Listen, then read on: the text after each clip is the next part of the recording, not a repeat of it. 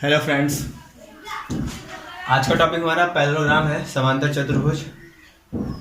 देखते हैं हम इसके चित्र को समझिए। पहले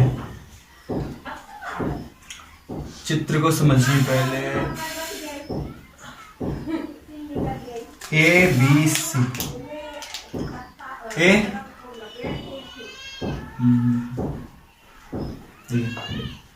ए बी सी और D. A B C D, ठीक है। ए बी सी डी, ये बराबर होगा ये और ये होगा।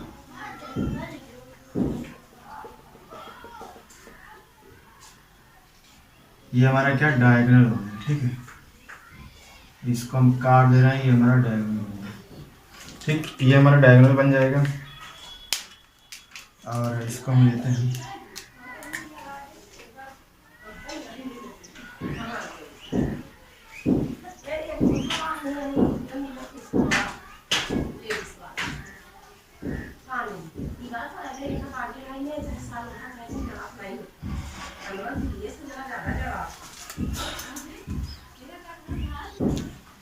देखिए, ये हो गया ना, और इसी तरह ये हो गया, ठीक।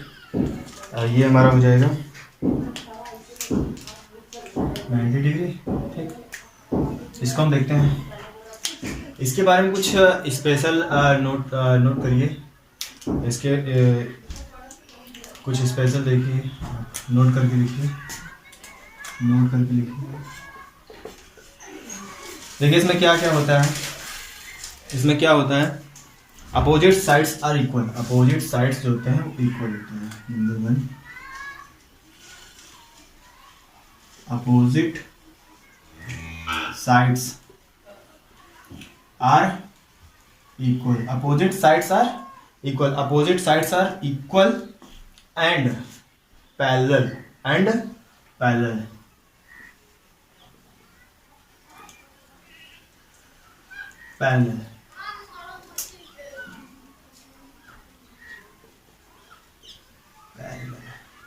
ठीक, मीन्स दैट देखिए ए और बी, ए बी और सी डी।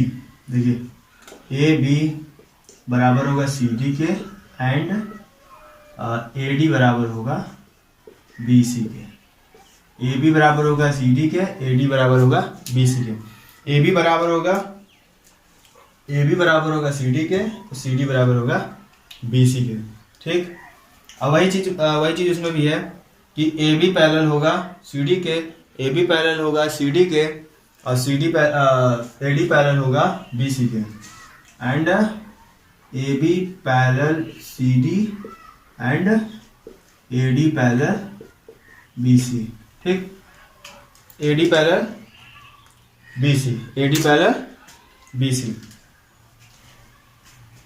सेकंड देखते हैं, opposite angle are equal. Opposite angle are equal. Opposite angles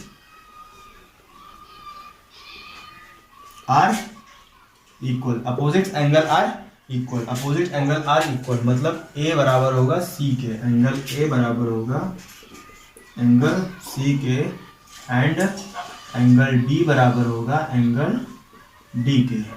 angle A बराबर होगा एंगल सी के, एंगल डी बी बराबर होगा एंगल डी के, ठीक। Sum of consecutive side, sum of consecutive angle, sum of consecutive angle, sum of consecutive angle क्या होगा, देखिए सम ऑफ कॉन्सेक्यूटिव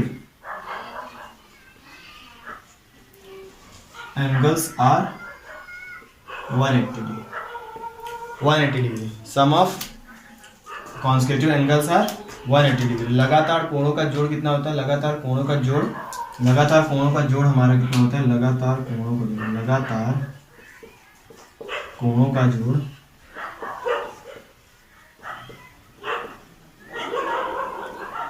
180 डिग्री होता है, 180 डिग्री होता है, ठीक।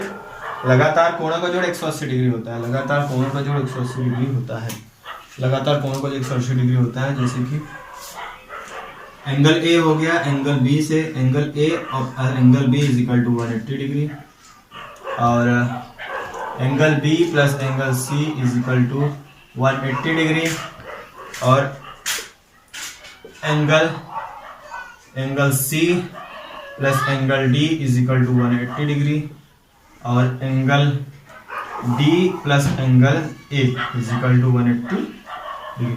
मतलब लगातार कोणों का जोड़ क्या होगा हमारा 180 डिग्री होगा। ठीक, लगातार कोणों का जोड़ 180 डिग्री होगा। नेक्स्ट देखते हैं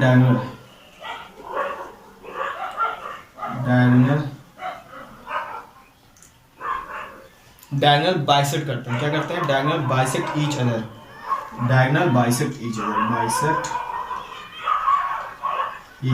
देखिए डायगोनल क्या है? बाइसेक्ट कर रहे हैं। डायगोनल क्या करते हैं? बाइसेक्ट करते हैं। Diagonal bisect each other, diagonal bisect करते हैं ईच अदर, और क्या करते हैं?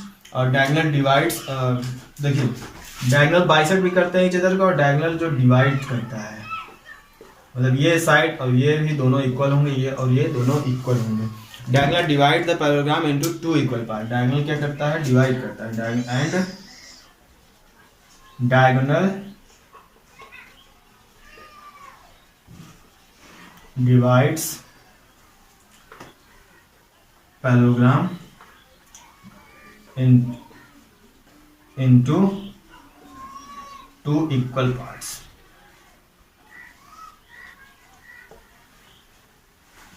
देखिए ये तो इतना मान लीजिए हमारा प्रॉपर्टी हो गया, इतना प्रॉपर्टीज हो गया। इस प्रॉपर्टीज पे अब हम चलते हैं। अब इन्हीं प्रॉपर्टीज से अब हम क्या निकालते हैं? फॉर्मूलेस क्रिएट करते हैं। देखिए हमारा क्या है? ये हमारा लेंथ है, ये हमारा क्या है? ब्रेथ है। लेंथ और ब्रेथ, लेंथ हो गया और ब्रेथ हो गया। ठीक, लेंथ हो गया और ब्रेथ हो गया। चलिए हम इसके पेरीमीटर को देखते हैं। पेरीमीटर क्या होगा हमारा? पेरीमीटर को हम देख लेते हैं।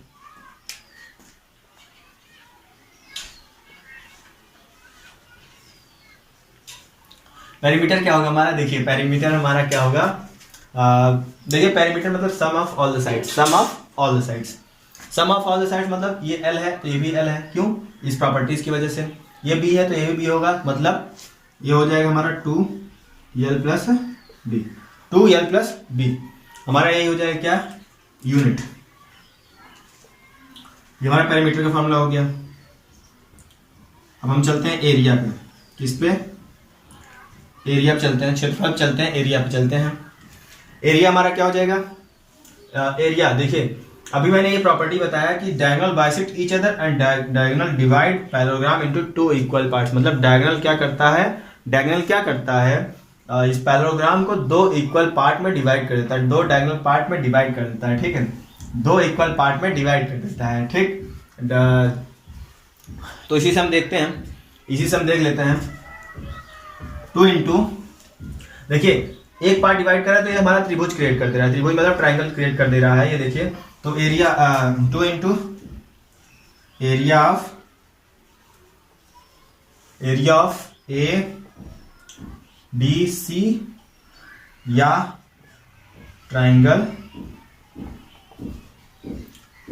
ए बी सी। ठीक, ये हमारा एक फॉर्मूला हो जाएगा, एक बार वाला ए हो जाएगा हमारा। ठीक है, या फिर इसी से आप देख सकते हैं एरिया एक फॉर्मूले से और निकल सकता है। एरिया एक फॉर्मूले से और निकल सकता है, जैसे कि एरिया एक फॉर्मूले से और निकल सकता है। देखिए ये हमारा लेंथ है, लेंथ और ये वाली हाइट, ये हमारी हाइट, ये वाली हाइट हमारी h1 है और ये वाली हमारी h2 है। ये वाली इसको लेंथ ले रहे हैं तो ये वाली हाइट और ये ब्रेथ और ये वाली हाइट। ठीक है, तो एरिया हमारा क्या हो जाएगा? L into h1, L into h1 हो जाएगा, या फिर B इंटू h2 या फिर L इंटू h1। ठीक, इससे भी हमारा एरिया फाइंड आउट हो जाएगा। ठीक, एक तो फॉर्मूला ये हो गया। अब डायगोनल के ऊपर आते हैं। अब डायगोनल कैसे निकालेंगे? फिर अब डायगोनल हमको निकालने को बोलिए, पैराग्राम में हम डायगोनल फाइंड आउट करिए। तो हम डायगोनल के देखते हैं।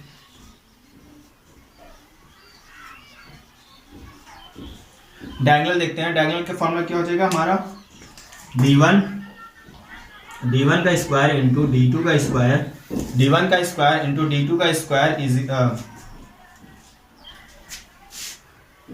d1 का स्क्वायर प्लस d2 का स्क्वायर, d1 का स्क्वायर प्लस d2 का square is equal to 2 bracket में l square plus b square, bracket में 2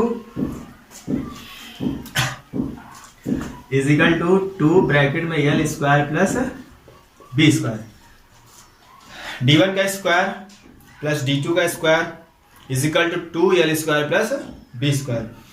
तो ये क्या हो गया हमारा, डायगोनल 1 है